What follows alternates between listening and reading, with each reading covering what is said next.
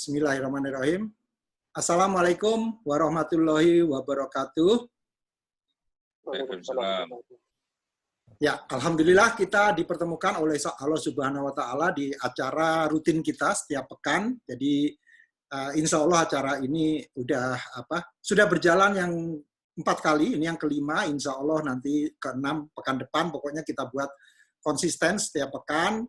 Tujuannya adalah untuk mengambil hikmah dari buku-buku yang kita pernah baca atau kita akan bahas gitu. Jadi ini temanya memang tema buku, walaupun juga yang lebih penting adalah bagaimana kita mengimplementasikan. Untuk itu makanya saya sengaja, alhamdulillah sekali, Pak Niko Kanter itu teman saya, setelah saya hitung-hitung lebih dari 20 tahun saya kenal Pak Niko ini, bersedia waktunya. Jadi terima kasih Pak Niko Kanter, karena saya tahu Anda sibuk sekali, apalagi di zaman semuanya online ini. Jadi nanti beliau akan mencoba menanggapi ya. Jadi nanti yang membahas saya, tapi sekali lagi dengan keterbatasan saya nanti ditimpali dengan Pak Niko dalam hal pengalaman-pengalaman, karena yang penting adalah bagaimana kita menyikapi dari apa yang kita pelajari. Nah, di depan saya ini sebuah buku yang akan kita bahas. Ini edisi yang ketiga, dan sekarang sebetulnya sudah sampai edisi 5. Saya nggak beli, tapi saya punya PDF filenya, saya sudah bandingkan, tapi prinsipnya sama. Jadi saya putuskan tetap saya mengambil ini, walaupun nanti ada sedikit update dari yang sifatnya dari edisi 5. Nah, buku ini yang karangan The Leadership Challenge karangan Kouzes and Posner ini rupanya sudah menjadi buku terlaris, karena ini memang dirilis pertama kali tahun 1987 edisi pertama, kemudian 1995, kemudian 2002. Nah, saya beli yang 2002 ini, kemudian sekarang udah sampai kalau nggak salah 2012 terakhir itu edisi 5 ya, tapi ada saya PDF filenya. Nah, ini karena sudah cukup banyak yang bergabung, saya coba share screen, karena begini, saya takutnya kalau saya nggak share screen, saya nanti serba lupa, jadi ada kelewatan gitu. Jadi mendingan saya share screen aja supaya kita bisa sama-sama lihat apa yang sebetulnya kita sedang pelajari di sini. Jadi ini tadi sedikit ulasan mengenai bagaimana buku ini. Nah, secara ringkas sebetulnya ada tiga pembelajaran. Kalau saya bilang ya, pertama adalah dasar-dasar kepemimpinan itu apa aja, diulas sangat bagus oleh dua pengarang ini, dan bisa jadi kayaknya 30 halaman pertama itu mengenai foundation to leadership lah gitu ya. Kemudian yang kedua, percuma kita kalau memiliki foundation tapi kalau nggak kita praktekkan. Nah, dia tunjukkan praktek-prakteknya, ini ada 5 practices of exemplary leadership. Nah, ini juga menarik, nanti kita bahas. Saya perlu banget nanti wawasan dari Pak Niko, karena sebagai praktisi, karena sudah 8 tahun memimpin Vale, kemudian kalau nggak salah 10 tahun memimpin BP, ya, jadi pengalamannya beliau pasti banyak sekali. Dan yang tidak kalah penting, setelah melakukan praktek-praktek itu, maka kelihatanlah karakteristik seorang leaders itu seperti apa. Nah, itu juga dibahas oleh pengarang ini. Nah, kita mulai aja, take away yang pertama. Foundation to leadership. Ini semua kita sudah bisa tebak. Pertama pasti credibility. Ya, jadi credibility itu mengenai track record dia, bagaimana dia dulu membangun suatu institusi atau suatu organisasi, sehingga dia bisa membuktikan bagaimana dia getting things done gitu ya. Jadi dia dengan kepemimpinannya melakukan itu. Dan dari situ timbullah trust, ya. Jadi ini pertama yang menjadi foundation, itu penting sekali, credibility and trust. Kemudian yang kedua adalah karena dia punya credibility, dia pasti juga punya confidence level yang bagus. Ya, jadi hal kedua yang diulas di sini adalah confidence. Seorang pemimpin kalau dia nggak memiliki dari cara penampilannya, dari karismanya nggak menunjukkan bahwa dia memiliki confidence, susah untuk kita bisa menjadi followers-nya gitu. Kira-kira seperti itu. Nah, kemudian yang ketiga, nah ini menarik ya. Do what you say you will do. Jadi benar-benar melakukan apa yang Anda janjikan, akan katakan, akan Anda kerjakan. Jadi yang dikatakan itu benar-benar dia lakukan. Jadi benar-benar walk the talk gitu ya. Ini do what you say, what you will do. Nah ini juga sepertinya sama, tapi sebetulnya nggak sama.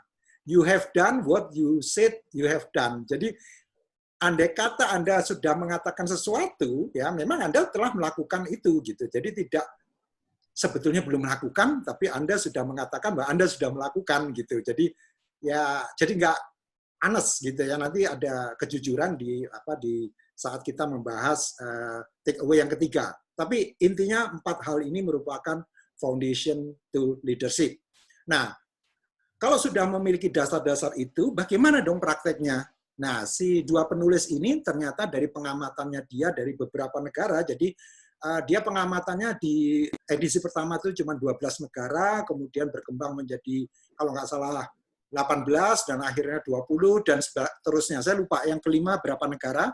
Akhirnya dia menyimpulkan bahwa ada 5 praktek-praktek ini yang merupakan contoh sebagai orang yang disebut exemplary leader. Pertama adalah model the way. Kedua, inspire a shared vision. Ketiga, challenge the process. Keempat, enabling others to act. Dan kelima, encourage the heart. Nah, ini 5 hal. Kemudian, karena ini penting, saya bikin slide per praktisnya. Nah, bagusnya di buku ini, setiap praktis itu ada 2 komitmen. Ya, jadi misalnya model the way. Itu pertama adalah komitmen pertama seorang yang disebut exemplary leader dalam hal model the way adalah dia sendiri harus bisa memberikan contoh. Berdasarkan apa? Berdasarkan dia punya values. Ya, dia punya shared values dari perusahaan. Dia punya integrity misalnya. Dia punya honesty, itu harus dia tunjukkan contoh yang bagus sekali di situ. Nah, ini di buku ini juga dijelaskan dengan baik. Komitmen yang kedua dari model the way adalah achieve small wins. Jadi small wins itu juga harus dicapai. Jadi jangan hanya mimpi-mimpi besar tapi tidak ada capaian-capaian kecil. Jadi misalnya kalau kita ingin menguasai suatu pasar tertentu gitu ya, mungkin mau ekspor gitu. Paling tidak sudah mulai dengan ekspor yang kecil dulu di negara tetangga atau di negara-negara yang comfortable untuk kita melakukan ekspor, misalnya seperti itu. Nah, ini yang penting kita lakukan. Nah, ini 2 hal ini saja sudah membuktikan bahwa kalau seorang leader aja sudah bisa membuktikan 2 komitmen ini, sebetulnya most of us sudah mengatakan dia udah leader yang baik gitu ya, artinya yang walk the talk gitu. Nah, yang kedua adalah dari praktis tadi adalah inspire a shared vision. Ini saya rasa kita semua paham ya. Tapi di sini yang penting adalah bagaimana dia bisa melihat masa depan. Jadi dia harus punya suatu gairah ya, bahwa masa depan itu selalu menarik. Nah, ini saya ingat sekali di tahun 95 saya tuh punya klien yang mungkin saat itu terkenal sekali perusahaan ini. Yellow Pages, siapa sih nggak kenal Yellow Pages? Sekarang nggak ada yang nyebut kan. Nah, tapi yang saya terkesan sekali, saya pernah cerita ke teman-teman juga bahwa CEO-nya saat itu, saya ingat namanya Pak Sofyan, itu dia bilang gini, Pak Gatot, saya pengen ini Yellow Pages ini memiliki shopping mall, tapi e-commerce gitu. Ya, walaupun saat ini, waktu itu saya nggak ngerti, maksudnya shopping mall e-commerce tahun 95 itu internet baru berumur 5 tahun ya. Tapi beliau sudah bisa memberikan meaningful future terkait internet. Bayangkan, internet www itu baru dikenal tahun 90 ya, 91 tepatnya. Tapi beliau sudah bisa melihat ke depannya itu akan ada e-commerce, shopping mall. Nah, kita sekarang kenal kan, Shopee, Bukalapak, kemudian macam-macam lah, Tokopedia dan sebagainya. Nah, artinya apa? Sebetulnya dia sudah memiliki vision, cuman mungkin nggak ditindaklanjuti. Kita nggak lihat ada Yellow Pages bikin, atau sekarang Infomedia ya, bikin e-commerce gitu ya, mungkin karena itu BUMN juga ya, mungkin ganti direksi, ganti lagi visionnya mungkin ya. Nah, kemudian yang kedua dari segi komitmen seorang yang inspire or set vision ini adalah enlist others in a common vision. Jadi benar-benar bagaimana dia bisa melibatkan orang lain, merangkul orang lain, merangkul yang ada di organisasi dengan bahasa yang menarik bagi mereka. Nah, ini kata-katanya adalah appealing to their values, interests, hopes, and dreams. Jadi benar-benar dreams orang-orang yang ada di perusahaan itu dia rangkul gitu ya, kemudian untuk dilakukan suatu membayangkan masa depan yang sangat menarik. Kemudian yang ketiga, praktisnya adalah challenge the process. Di sini yang pertama komitmennya adalah dia seorang leader itu harus selalu mencari challenging opportunities to change, grow, innovate, and improve. Artinya di sini dia harus bisa mencoba masuk pasar baru, mencoba masuk dengan produk baru, service baru. Anything about opportunities, innovation itu masuk di sini. Jadi ini yang dimaksud tidak hanya sekedar bisnis proses yang ada untuk service existing product atau service, tapi juga creating new product atau creating new market. Kemudian dia juga harus berani bereksperimen, take risk, learn from any mistakes. Jadi di sini juga diulas contoh-contohnya bahwa mistakes ini part of life. Justru bagaimana seorang leader kalau ada orang yang membuat kesalahan itu jangan dimarahin. Yang penting adalah bagaimana lessons learned dari kesalahan itu gitu. Jadi ini pelajaran yang menarik sekali. Mungkin teman-teman ingat sekali bagaimana 3M ditemukan post-it dulu karena memang awalnya juga dari suatu kesalahan yang akhirnya menjadi suatu produk yang nilainya waktu itu 3 billion US dollar. Ya, jadi salah satu produk yang menjadi andalan dari 3M waktu itu. Jadi post-it itu juga merupakan kesalahan sebetulnya, tapi it turns out to be a great product. Kemudian yang keempat, enabling others to act. Jadi memberi kesempatan kepada orang lain, kepada timnya untuk bertindak. Bukan berarti dia merintah ya, tapi justru bagaimana dia bisa foster collaboration by promoting cooperative goals and building trust. Jadi tadi kita bicara mengenai trust itu dibangun dengan bagaimana dia bisa foster collaboration di dalam organisasi itu. Jadi seorang leader diperlukan di sini benar-benar humble. Jadi dia tidak main tunjuk, lu yang mengerjakan, lu yang jalanin gitu, tapi yuk bagaimana kita bisa mengerjakan ini sampai timnya itu bisa secara sukarela menawarkan diri untuk melakukan kolaborasi demi tercapainya visi yang sudah ditetapkan. Kemudian yang kedua, komitmennya adalah strengthen people's ability by delegating power, developing their competence, and offering visible support. Di sini jelas sekali, people development itu ada di sini. Jadi tidak sekedar mengajak orang bekerja sama, tapi juga bagaimana mengembangkan orang. Jadi di pekan lalu kita waktu membahas culture code, kita sempat membahas bahwa people development itu harus dibedakan dengan performance review.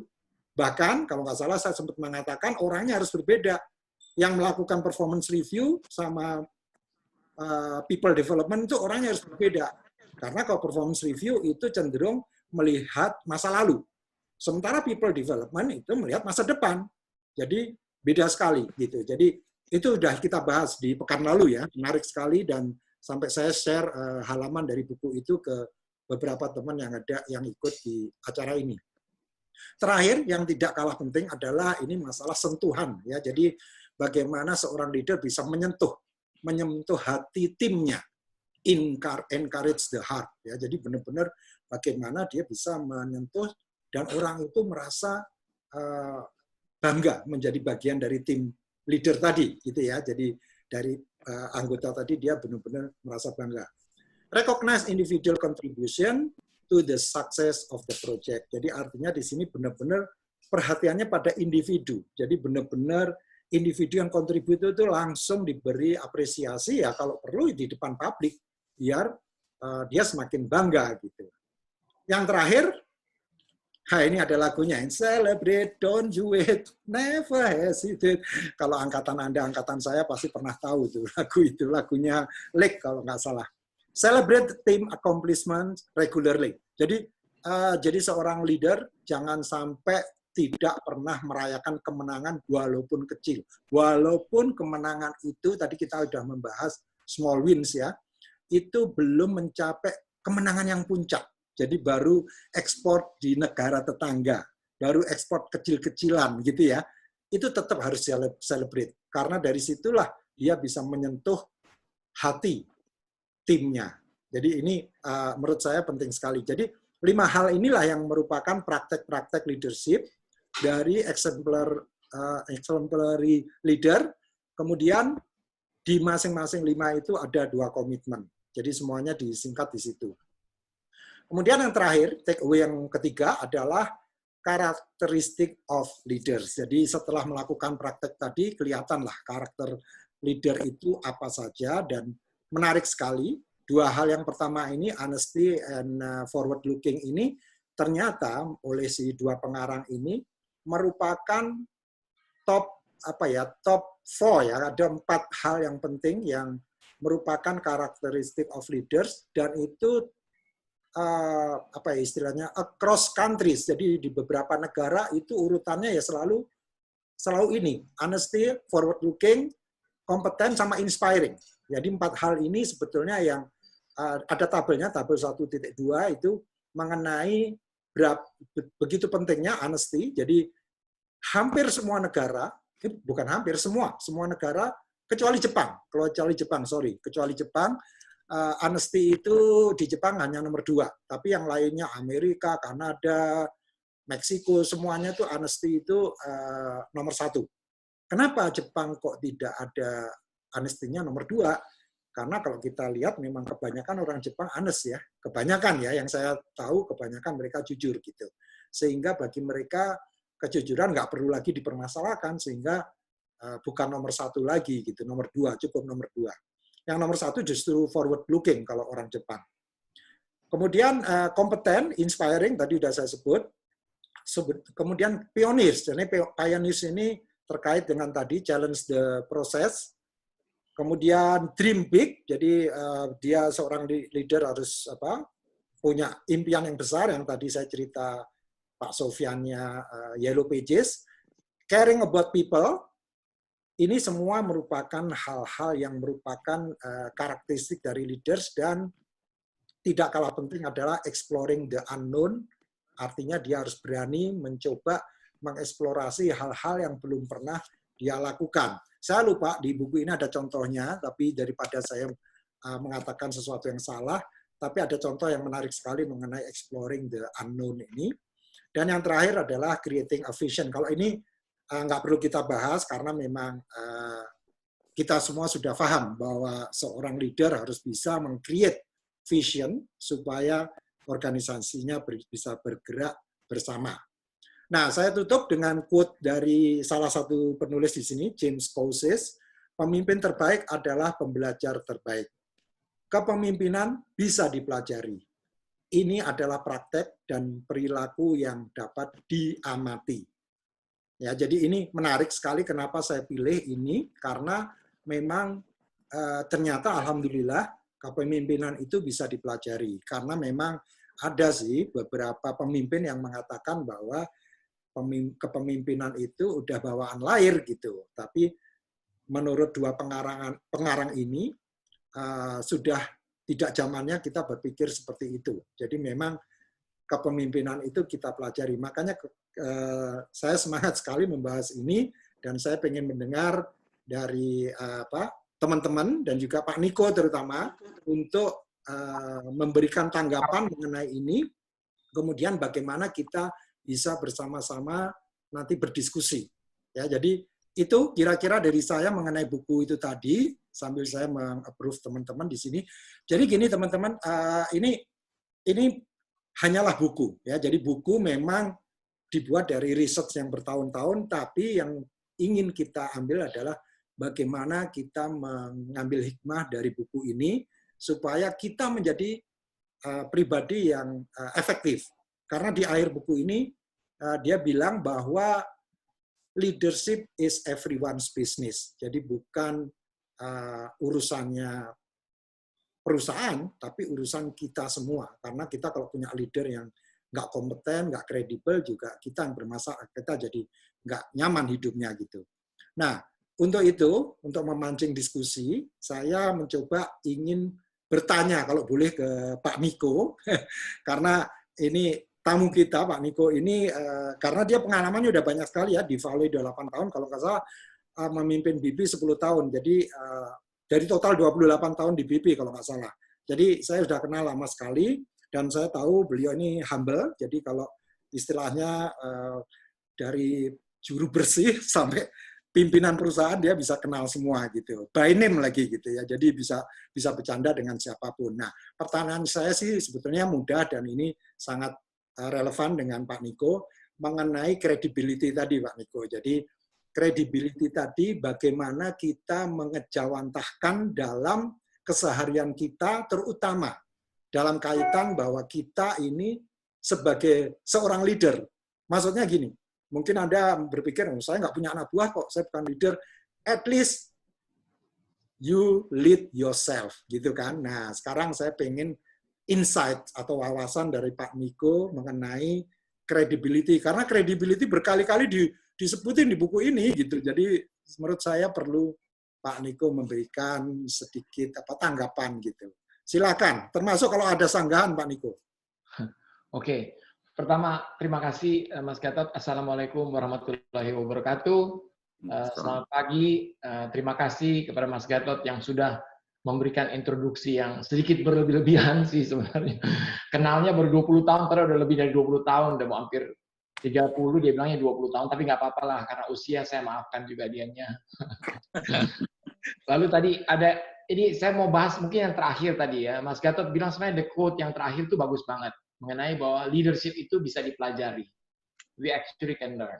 Walaupun ada debat orang-orang bilang bahwa yang tadi Mas Gatot bilang, there are people that they are born as a leader. Gitu. Ice mungkin, Bu Ice kan ada di sini juga. Ingat dulu pernah satu kali kita bikin sesi di BP waktu itu, leadership, terus sebagian teman-teman pada bilang, oh kalau Niko sih a born leader katanya. So he was born as a leader. Saya bilang, no, I was born crying. Saya waktu lahir nangis, bukan leader, udah pasti itu. Jadi banyak juga yang saya pelajari, saya petik dari orang, dari buku, mungkin juga dari orang-orang yang kita admire. Itu yang mungkin saya mau kasih komentar dulu untuk sebagai pembukaan. Tapi pertanyaan tadi Mas Gatot berkaitan dengan actually credibility. Ini sebenarnya penting sekali memang. Credibility is actually one of the key daripada seorang leader. Karena buat saya, leader itu kalau tidak mempunyai credibility, then you are not a leader. Nggak mungkin dia akan menjadi leader. Karena leader itu kan akan banyak orang yang melihat bagaimana dia tuh menunjukkan gitu, walk the talk. Makanya yang tadi dibahas oleh salah satu, saya sebenarnya adalah penggemarnya James Guzey dan Posner. Walaupun saya nggak baca bukunya sampai detail, tapi I actually love the foundations yang dia sampaikan itu kan dia bilang bahwa foundation itu adalah credibility and trust. Nah, buat saya seorang leader yang paling crucial itu adalah personal integrity. What is personal integrity? Sebenarnya disampaikan juga sama si Guzey di situ bahwa kita harus bisa, we have to say apa? Foto apa yang dikirim? Oh, nggak tahu, Pak. Foto mobil? Halo? Itu ada yang sorry ya, tadi ada suara-suara, saya nggak tahu suara di mana. Tapi yang disampaikan di dalam oleh si James itu juga dia bilang bahwa buat saya itu personal integrity crucial. Do what you say you will do. Itu tadi kan ada tuh. Jadi kalau kita menyampaikan sesuatu, kita akan lakukan itu.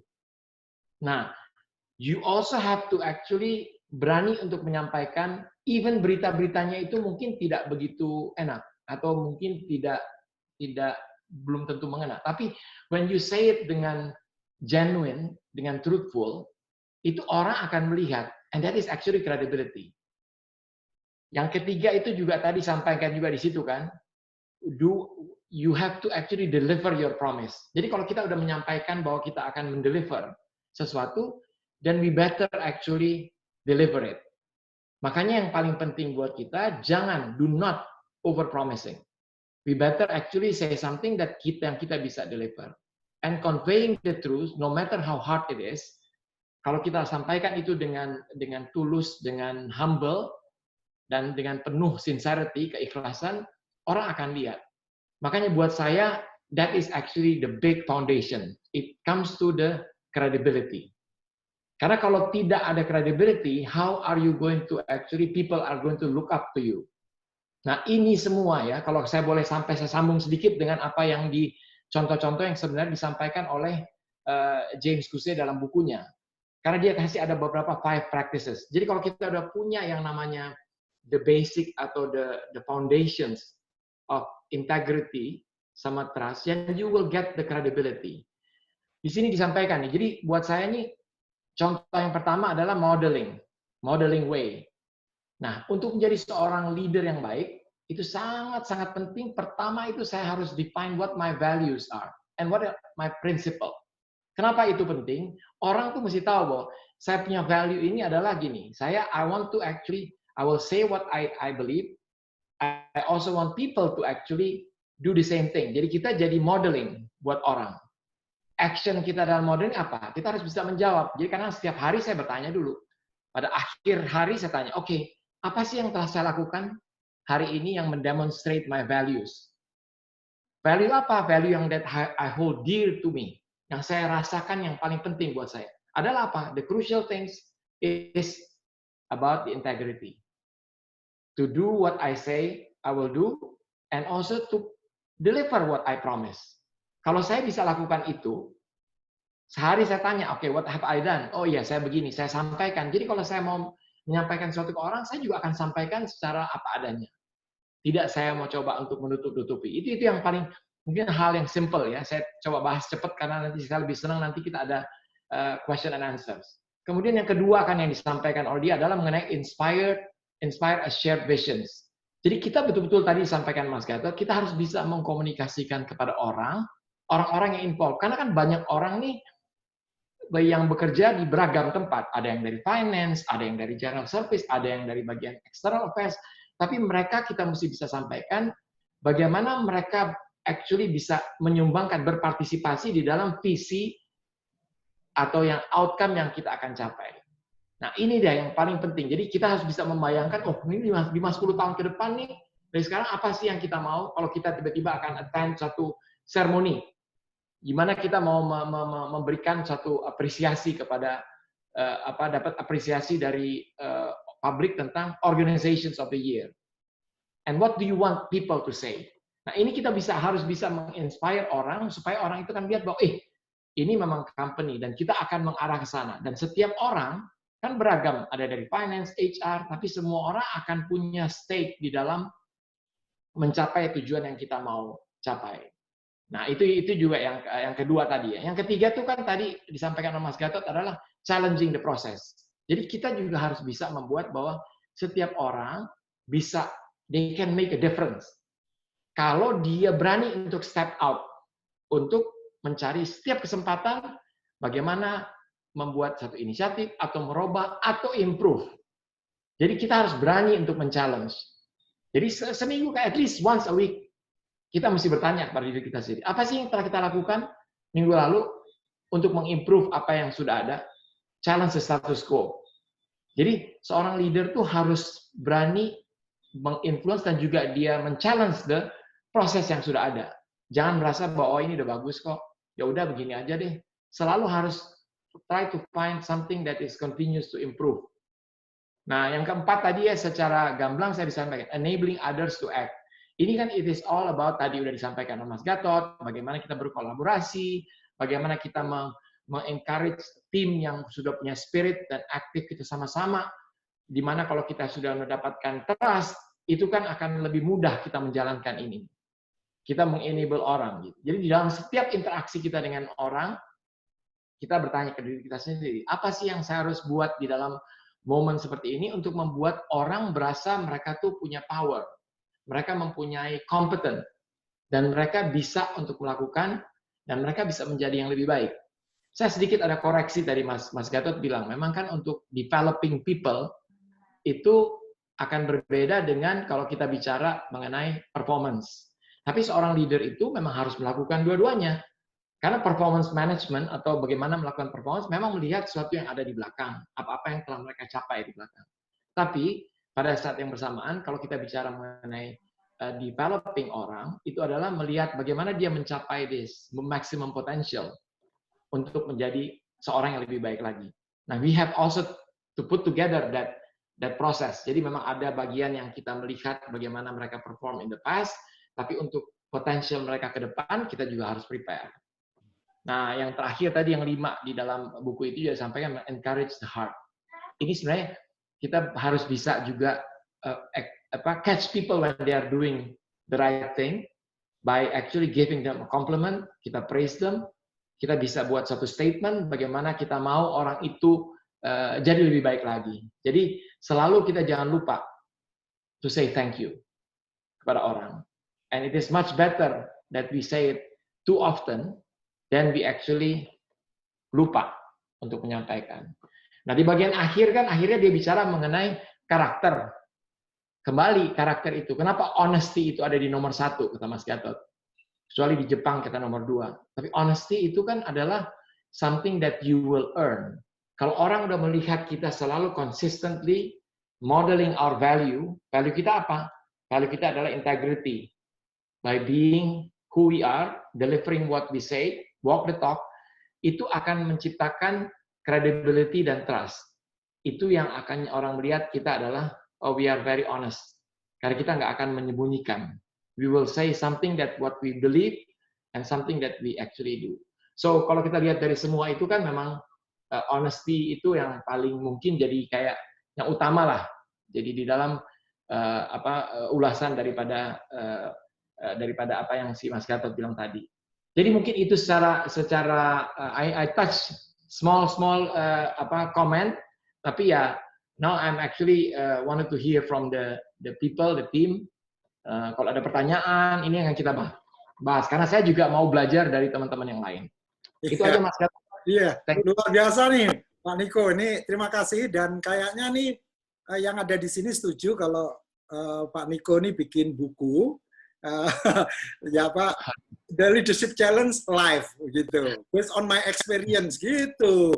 Karena komprehensif sekali tadi saya membahas gitu, Pak Niko 1-5 hafal loh, luar biasa. Bukan hafalnya kan, itu kan di-touch juga oleh Mas Gatot gitu loh, jangan hafal-hafal gitu, mati aja gua kalau suruh tulis buku saya bisa mati di rumah gitu. Yang nulis saya, Pak Niko yang mendikte, udah gitu. Jadi ini kayaknya ini akan valuable sekali karena ini kalau buku kita wariskan sampai generasi ke berapa loh. Jadi aku rasa ini pengalaman Pak Niko ini bisa untuk kita pakai ke sana. Ini karena ini audiensnya juga ada yang pernah ngikutin pekan lalu. Jadi pekan lalu mengenai thank you ini juga dibahas. Jadi di buku Culture Code itu salah satunya adalah overdo thank yous. Jadi bukan hanya thank you selalu diucapkan, tapi overdo. Jadi kalau perlu terus-menerus terima kasih gitu. Oke, saya nggak mau memotong banyak pembicaraan saya. Saya pengen teman-teman kalau ada tanggapan atau pertanyaan silakan kita diskusi kok. Ini bukan sesuatu untuk saling sharing, tapi bagaimana kita bisa mendiskusikan. Ya silakan. Iya ya. Boleh saya bertanya Pak Gatot? Ya, silakan Ibu. Ya, Pak Niko, kapan kita bisa mengklaim bahwa company kita itu sukses?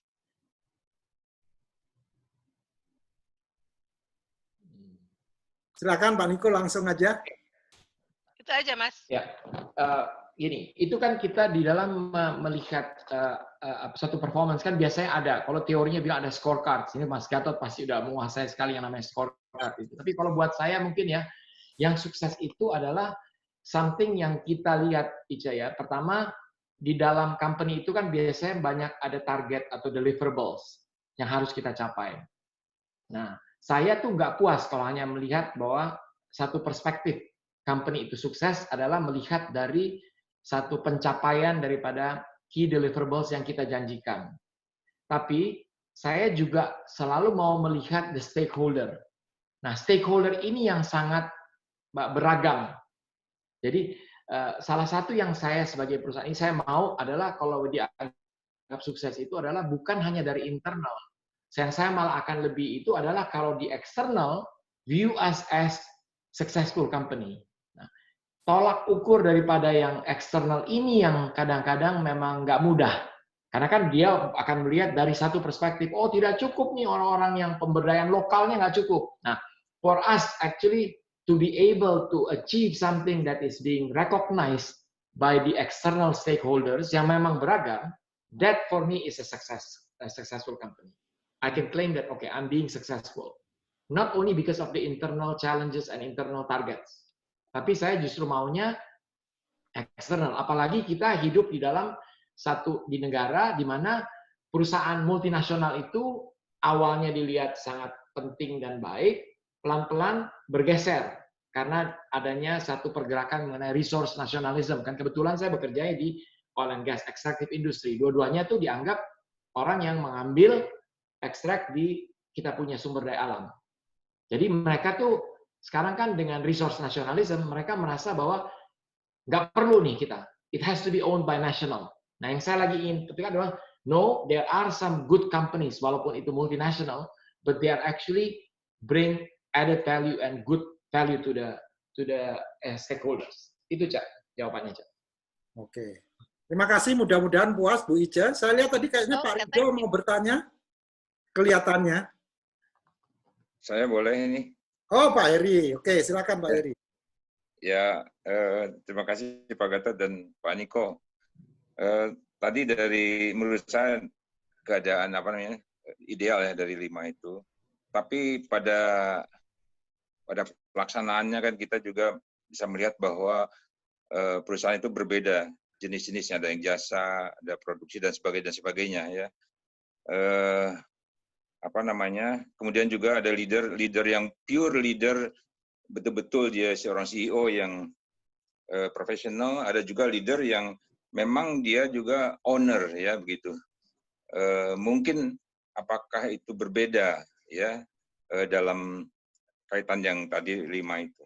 Saya juga tadi mohon maaf, apakah capability atau capacity dari seorang leader ya itu juga apakah itu berpengaruh pada bagaimana dia bertindak di dalam melead ya. Saya masih bisa bayangkan bagaimana seorang CEO di Barcelona Barca misalnya, atau juga pelatih di mana di dalamnya ada Messi yang harus handling with care misalkan ya, itu bagaimana seorang leader untuk menghandle hal-hal yang seperti itu juga mungkin di mana capacity atau capability dari yang bersangkutan juga harus jangan terlalu jauh gitu dari yang ada di bawahnya.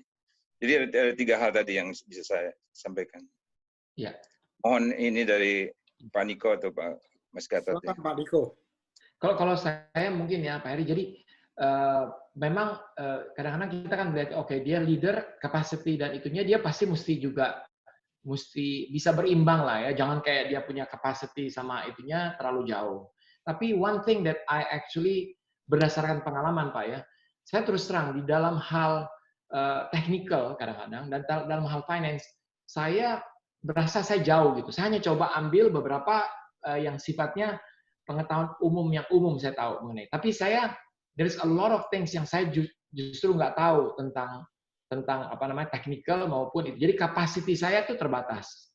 Tapi yang saya harus sampaikan atau saya harus lakukan adalah bagaimana saya bisa menunjukkan bahwa saya tuh peduli sekali kepada semua orang, termasuk juga orang di operations. Kenapa? Karena dia juga akan melihat saya punya kelebihan di dalam bagaimana saya mendevelop dia. Karena saya selalu juga memberikan feedback kepada dia untuk menjadi leader yang lebih baik. Karena banyak orang yang kalau dia seorang leader kan begitu semakin dia naik, mereka punya the technical actually kompetensinya itu semakin less. They actually have to have the people skills dan leadership skills yang mesti diperlebar. Jadi maksud saya untuk itu bahwa kita tidak perlu berasa minder dan tidak tahu di dalam karena kita tidak tahu, Justru dengan saya being humble, aduh saya ini ada performance meeting dengan my boss yang dari korporasi. Yang untuk ini gimana ya saya? If you really provide your care dengan you empower the people, mereka akan bantu and do their very best untuk membuat saya itu terlihat baik. They prepare the talking point sometimes yang hal-hal yang saya itu kadang nggak berasa ini karena kalau saya pura-pura tahu gitu, I actually seen and observed beberapa orang yang coba mengisi their capacity sama capability dengan dia coba pura-pura tahu seolah gue tahu, malah orang nggak datang dengan genuine. Saya malah karena saya siap, aduh saya mau ada gini nih, how should I do this? Oh, they all come and prepare me. Jadi kalau saya lihat juga kayak di Barca kan Bapak bilang, the CEO atau ownernya tidak perlu juga mesti mempunyai skill seperti Messi, yang akan mungkin dong kapasitinya dia nggak mungkin. Tapi bagaimana dia menunjukkan bahwa Messi is my and you are the star atau apa, tanpa membuat dia menjadi seorang individual yang tidak mempedulikan the team spirit. Jadi memang harus ada balancing. Tapi my experience paling tidak berdasarkan pengalaman saya itu tidak pernah akhirnya dilihat oleh orang dia nggak terlalu mengerti mengenai technical. Jadi tidak dikucip, tidak dianggap nggak disepelekan. Karena they will come to me for something that I know that they really need me. Jadi itu yang paling penting. Nah itu it's part of being honest. Kan kadang-kadang kita, aduh malu loh kalau saya nggak tahu tentang ini gitu. And then we try to cover it up. Itu malah akan ketangkep Pak. Jadi malah saya pikir makanya when you actually hold your value itu dear to you, artinya saya akan selalu menyampaikan apa yang saya tahu, apa yang saya tidak tahu. Malah saya dilihat bahwa dia mau loh, dia mengakui loh apa yang dia tuh kurang. Gitulah kira-kira Pak Hari yang jawaban saya kalau itu. Thank you Pak Niko, thank you. Makasih Pak Niko. Silakan ada yang lain. Tadi saya nyebut Pak Ridho kelihatannya mau bertanya, tapi ya kalau enggak juga nggak apa-apa. Mas Gatot, Pak Niko saya mau tanya ya. Oh iya, silakan Pak Riko. Ya, Pak Niko, saya ini headhunter.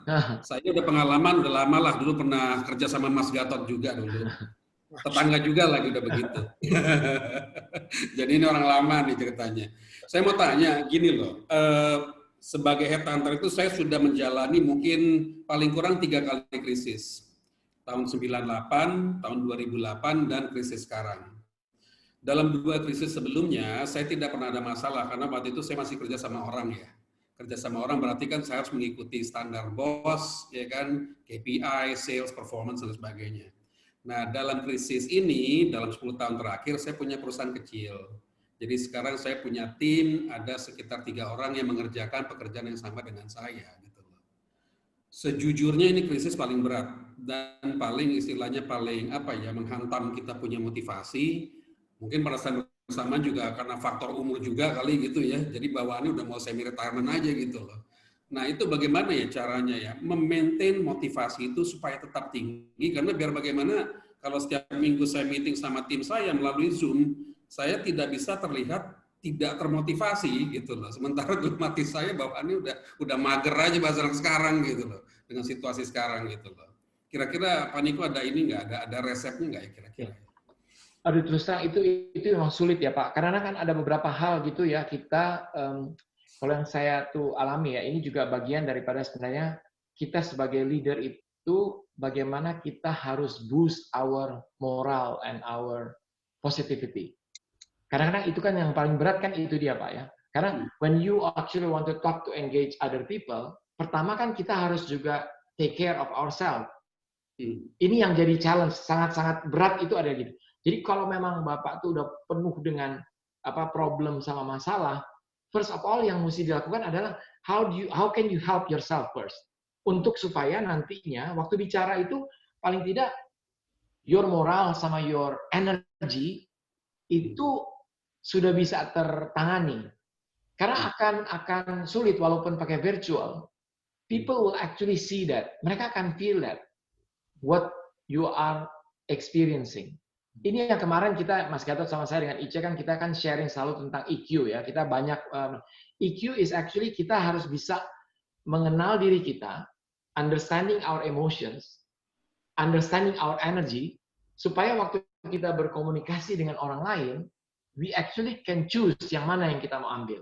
Nggak bisa kalau Bapak lagi dalam keadaan very down, low moral, terus abis itu sangat-sangat terdampak dengan ini, and then you actually engage into the conversation mengenai how the company is going to go and face the challenge.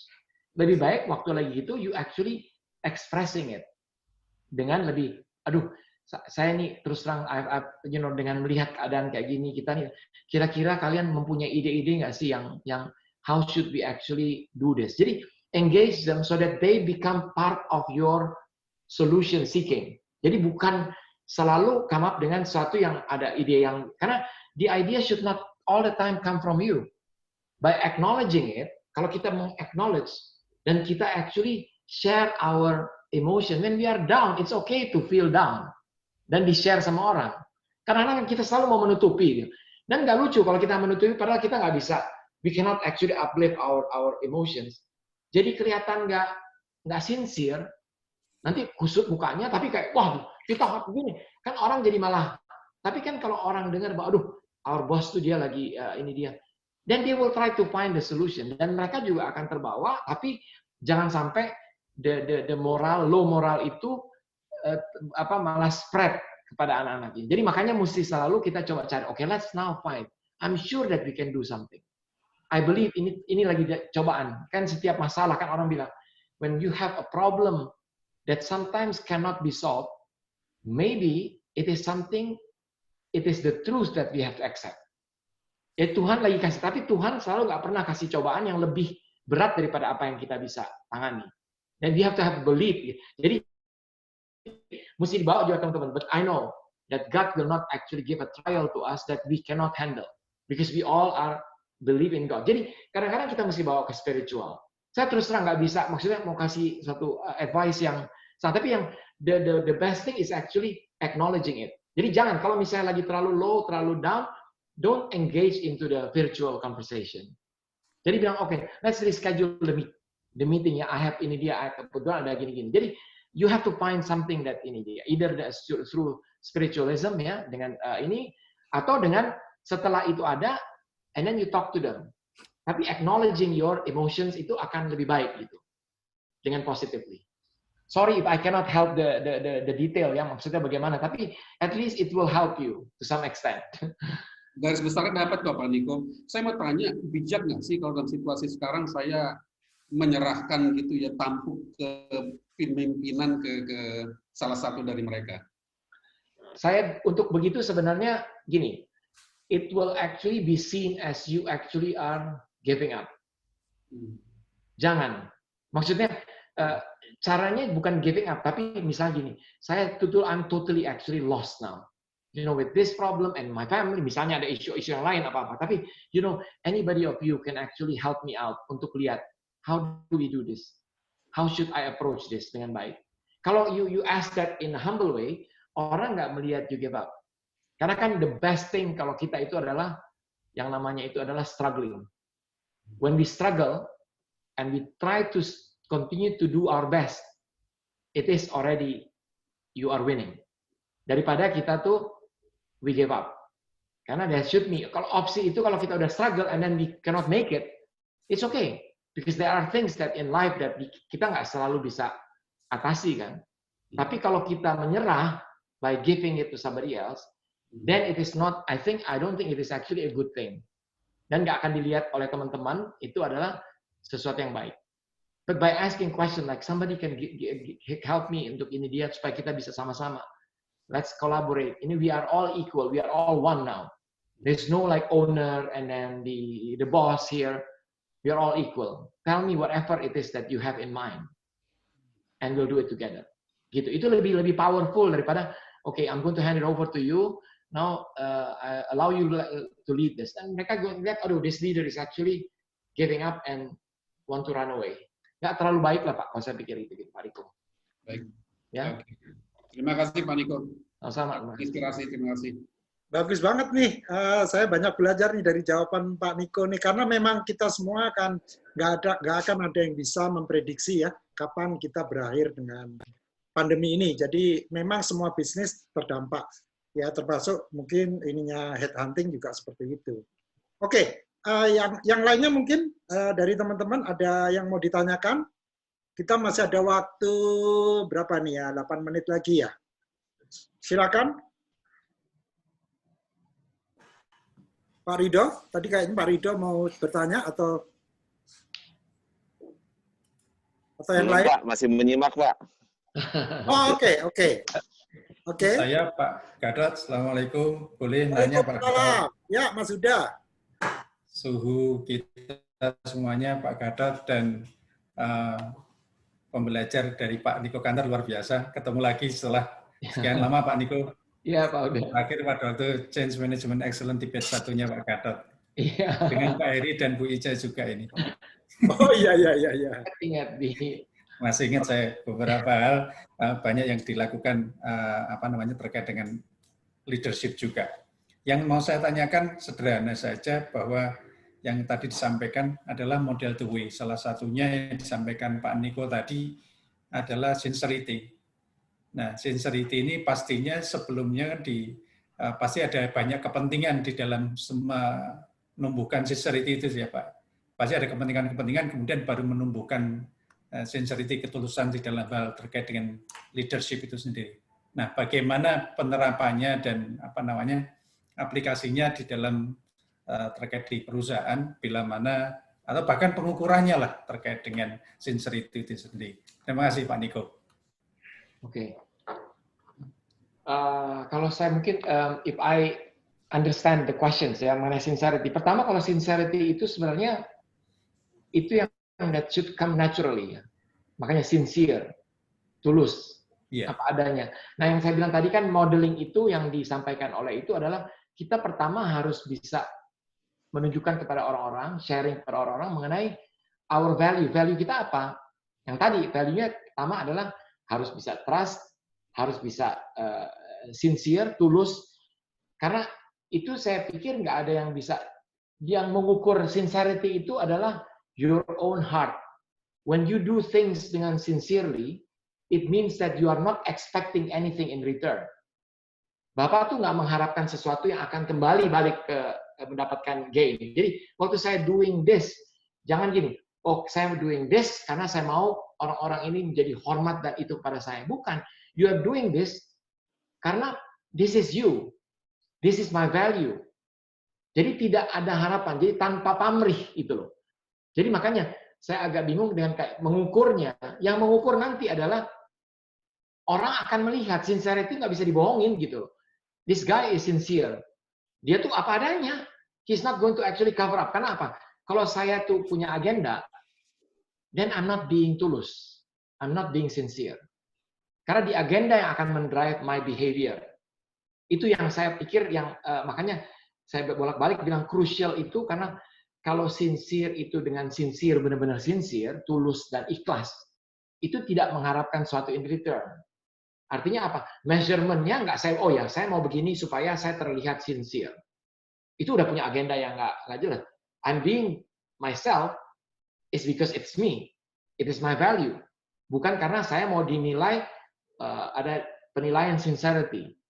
Gitu. Itu mungkin yang saya bisa sampaikan. Maaf kalau misalnya belum menjawab jawaban Pak Huda belum menjawab yang Bapak tanyakan ya. Tapi kira-kira itu dia. Jadi supaya kita tahu benar-benar value itu comes from you and then by being who you are and sincerity itu adalah ketulusan, keikhlasan. Jadi kalau udah namanya ikhlas kan kita nggak mengharapkan sesuatu in return. When you do something good to people, it's because you want to do it. And it is you, bukan gara-gara oh nanti soalnya dia nanti akan naik pangkat, dia akan iniin saya akan di take care kalau saya ada pensiun, nggak boleh begitu. When I want to develop, I want to do something good to my successor, bukan karena saya pengen bahwa oh I pat your back now so that you are going to pat my back waktu saya ada pensiun, nggak boleh begitu. Itu bukan sincere. Makanya saya bilang sincere itu akan dinilai oleh orang-orang sekitar kita, gitu aja. Oke, bisa bertanya? Silakan. Udah Dari panas ya? Ini Pak Niko menarik sekali. Dari pengalaman saya memang yang salah satu yang terberat itu adalah lead by examples ya, walk the talk dari yang kita sampaikan. dan building followers itu bisa kita lakukan. Apalagi mungkin saya di PTD itu salah satu kelebihannya, saya lebih bisa berbicara dengan frekuensi yang sama, karena 60% karyawan itu di umur 25-30-an, which is masih relevan dengan saya. Tetapi saya selalu merasa bahwa great leaders itu akan menghasilkan even greater leaders. Buat saya itu adalah legacy yang diturunkan dari seorang pemimpin. Nah, dari pengalaman Pak Niko mungkin bisa share. Salah satu challenge-nya itu adalah justru membuat tim yang udah memfollow kita itu melakukan eksekusi atau menginspire others yang lebih baik dari kita. Kalau buat saya, tantangannya utama itu. Pada saat saya meninggalkan sebuah lingkungan itu, saya akan sangat tenang pada saat saya merasa sudah ada leaders yang lebih baik yang melakukan itu untuk saya, untuk organisasinya. Nah, dari pengalaman, key point apa ya yang membuat kita bisa membuat our team itu menjadi even a greater leader from us? Terima kasih. Oke. Thank you ya for question. It's actually a very good question dan mungkin nggak mudah ya jawabnya. Tapi you actually already said beberapa hal yang memang penting seorang leader. Karena when you actually step up to be a leader, biasanya kan kita mempunyai deliverables dan ada hal-hal yang kita mesti kita lakukan. Tapi pada saat yang bersamaan, saya mungkin di awal-awal 3 tahun, 2 tahun, karena waktu itu saya targetkan saya ke Vale itu hanya 3 tahun, saya pikir, 3 years and I will actually move on. Apakah saya mau ngajar sama Mas Gatot, sama Mbak Ice, atau saya tuh mau tetap dipakai untuk cari tempat lain lah ini. Karena kan the job of every leader is actually to create a leader, a better leader than yourself. Nah, ini saya juga lakukan. Sebenarnya saya udah identify orang yang saya. Jadi pertama yang kita mesti lakukan adalah kita mesti membuat program untuk orang-orang yang kita lihat mempunyai potensi sebagai leader penggantinya kita. Dan itu harus dibuat dengan baik, dengan komprehensif supaya mereka itu tahu. Dan gini, menciptakan a better leader itu semua itu kan akan berdasarkan your own pengalaman dan bagaimana you observe the people. Kan saya akan lihat, tentu diri saya lihat, oh saya ini kuat di sini, kuat dalam engaging eksternal, kuat di dalam bagaimana memotivasi orang, investor. Nah ini dia bagus banget, tapi dia technicalnya kuat, finance-nya kuat. How do I make her become a complete so that she will become better than me? Sampai sekarang ini udah she will actually step up dan dia akan jadi CEO next year. Ini udah nggak bisa lagi kan, terakhir saya udah nggak bisa mundur lagi deh. Dan I know that she will be a better leader. Karena apa? Satu, saya lihat dia punya potensi. Kedua, she is actually exercising dan melakukan hal-hal yang feedbacknya selalu constantly. I actually give the feedback. Ini yang saya pikir. Itu yang, dan you will leave a legacy karena nanti orang yang menggantikan adalah orang yang lebih baik. Itu aja mungkin saya bisa sampaikan, Pak. Masih mute tadi Pak Ridlo, masih mute. Sorry. Building the program yang utama ya Pak Niko ya? Iya, ada program untuk the next year. Jadi high potentials program yang biasanya mesti dibuat oleh HR, tapi you have to be the sponsor of it supaya jelas ya. Oke. Terima kasih Pak Niko. Terima kasih Pak Gatot. Ya, terima kasih Pak Ridho, terima kasih Pak Niko. Ini sebetulnya hanya masalah waktu aja, kita harus akhiri karena ini juga masalah credibility. Karena saya berjanji bahwa acara ini tidak lebih dari 60 menit, karena dalam hal ini kita ingin mencoba benar-benar konsisten. Yang penting setiap pekan kita selalu ada acara seperti ini dengan tema yang tentu berganti-ganti. Jadi kalau saya rangkum dari acara hari ini, pertama adalah kita bicara mengenai integrity sama authenticity atau sincerity ya. Tadi Pak Niko banyak sekali membahas mengenai ini. Jadi saya juga mencatat di sini suatu hal yang maksudnya positif poin dari Pak Niko ini otentik. Jadi beliau kalau nggak tahu sesuatu langsung ngomong, saya nggak tahu teknis, saya nggak tahu finance gitu. Jadi being authentic itu ternyata it's not something yang membuat kita jadi leader yang tidak baik gitu. Jadi buktinya salah satunya Pak Niko itu sendiri.